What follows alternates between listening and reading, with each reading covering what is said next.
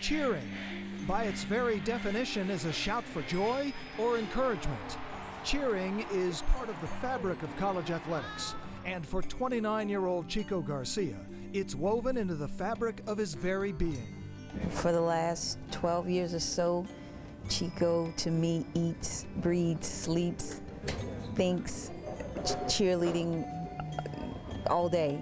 I think what cheerleading means to Chico is just basically, it's just a way of life. It's his family. It's what he knows. It's what he does great. Chico Garcia was a cheerleader at LSU from 2002 until 2006, and then became a cheerleading coach for the Tigers. Our program is really good. We have a great game day cheerleading program as well as nationally ranked, and I think that has a lot to do with the way Chico coaches. Whenever we'd messed up, he'd fix it, and everything that he told us was right on target. But everything changed 1 week to the day before the start of this football season.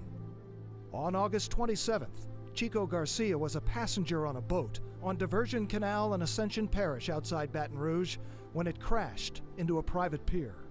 We got the call 8 o'clock that night from two of his best friends that, you know, again, cheerleaders. One's a physician's assistant at Our Lady of the Lake Hospital in Baton Rouge. The call was a parent's worst nightmare.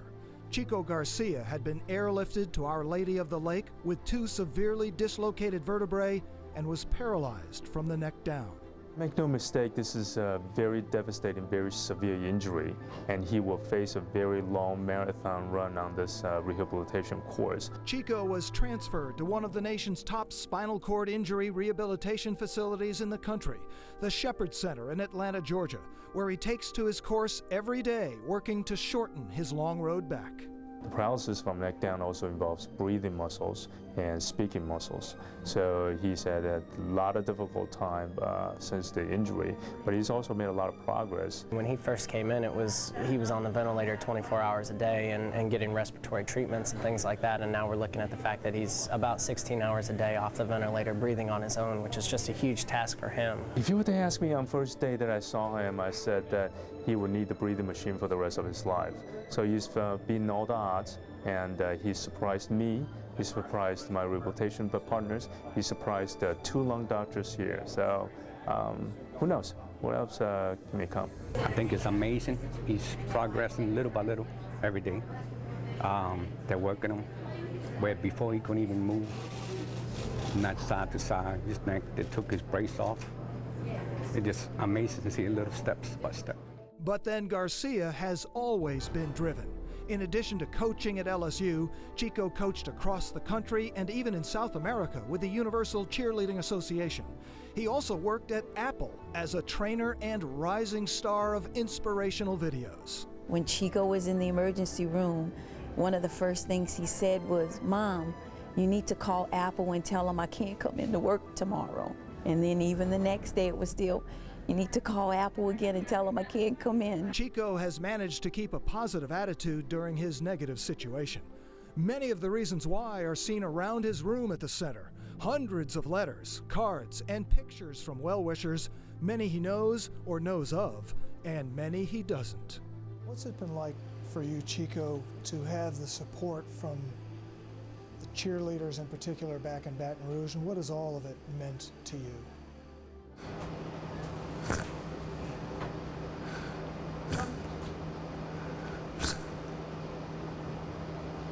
A winner like him will never give up, and he hasn't given up, and we're not going to give up on him.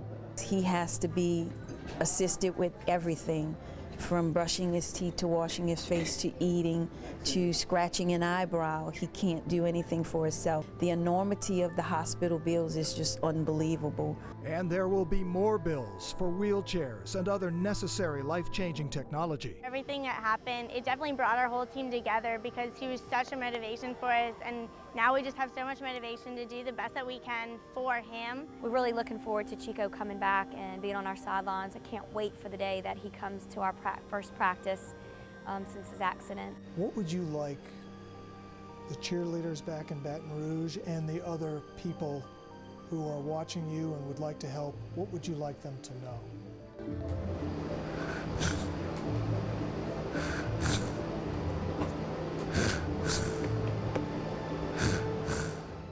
if these prayers get answered, LSU's biggest win won't be on a football field.